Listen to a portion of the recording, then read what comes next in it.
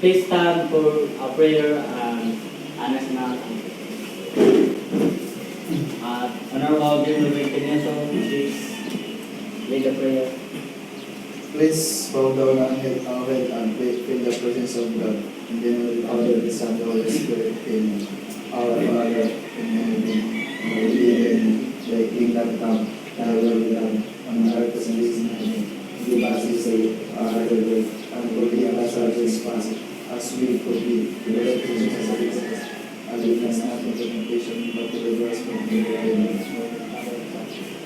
Please remain standing for the national anthem.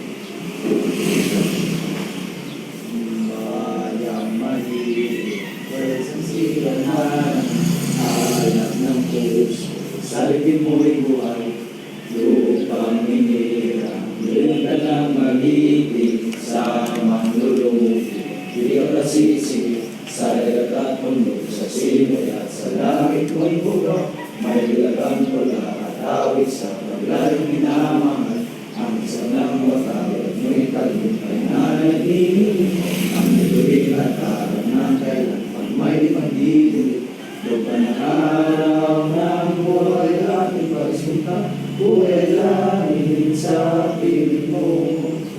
Ang ligaya ng pag may mag-aabit, ang mamatay ng dahil sa'yo. So, tingin natin. So, if your name is called, say present. So, Honorable Lawrence Portillo, Present. Honorable General Victineso, Present. Honorable Judge Portillo, Present. Honorable Christian Tuco, Present. Honorable Eli Lixer Bautista, Present. Honorable John Clinton Bago, Present. and Honorable Christian Rin. So, our agenda, our session for this today is about our agenda for today is about the barangay development plan, barangay resolution, and barangay ordinance. So, our barangay captain will be discussing all the agenda. Good afternoon, everyone. These are the development plan and barangay resolution, barangay ordinance for our barangay Quezon. Our barangay Quezon development plan, vision, a vibrant and resilient barangay where every resident enjoys a high quality of life with access to essential services, sustainable livelihood opportunities, and clean and safe environment. The mission of our development plan is to promote inclusive growth, social equity, and environmental sustainability through effective governance, community participation, and strategic development initiatives. Goals and objectives: infrastructure development, improve road network, drainage systems, and public facilities to enhance accessibility and mobility within the barangay. Upgrade and maintain barangay facilities such as multi-purpose halls, health centers, and daycare centers to better serve the community's needs. Livelihood and economic development. Facilitate an establishment of livelihood programs and skills training initiatives to empower residents, especially women and marginalized sectors, to generalize sustainable income. Third is social services and welfare. Enhance access to healthcare services by providing medical missions, health and education programs, and improving barangay health centers.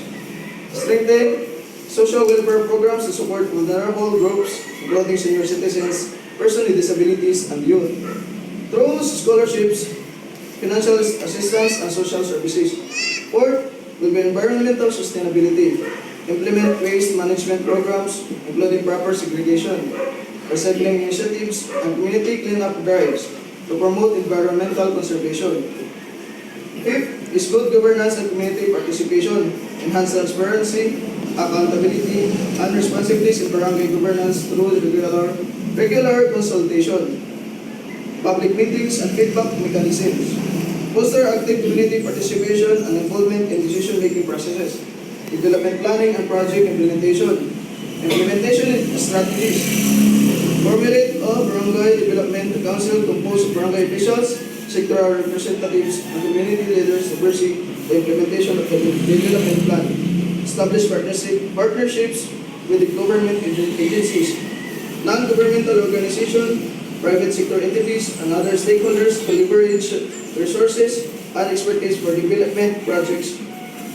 Regularly monitor and evaluate the progress of development initiatives to ensure efficiency and effectiveness and accountability in implementation.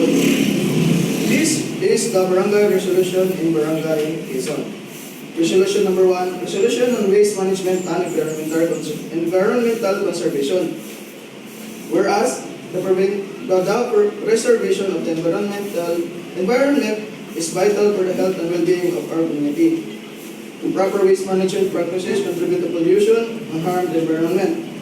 It is the responsibility of every resident to participate in efforts to conserve the environments. The Barangay Council recognizes the need to implement sustainable waste management practices.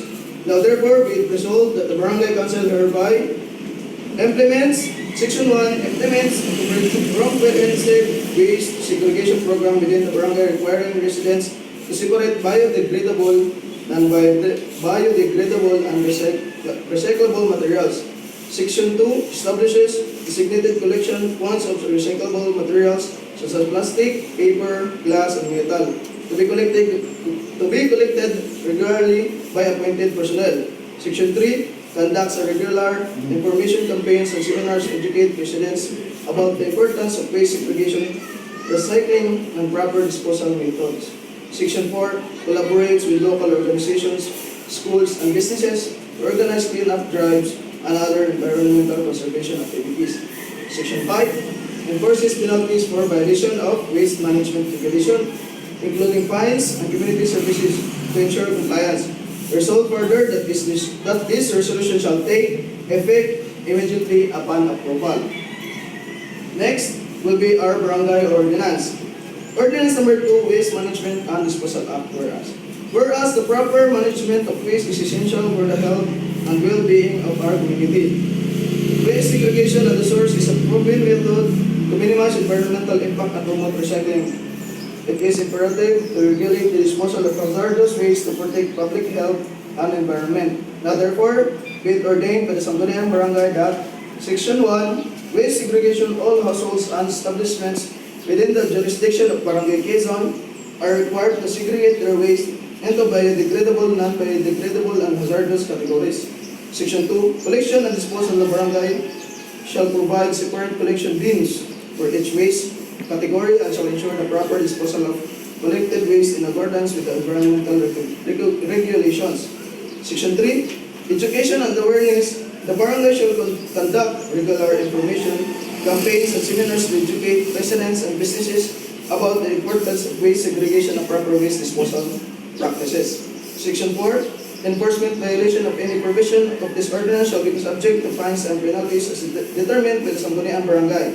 Section 5, effectivity. This ordinance shall take effect 15 days after its approval and posting it conspicuous places within Barangay Quezon. Approved this day, 6th day of May 2024 by our Barangay Captain, Lawrence Portillo, and Barangay Secretary, Christian Viñas. So that's all for our agenda. Any other suggestions, opinions, everyone? Yes, Mr. Christian Viñas. So I suggest to clean the segregation in every group and clean the canal. Okay, thank you. So that suggestions will be put in our others. Any other? The meeting will adjourn. The meeting is adjourned.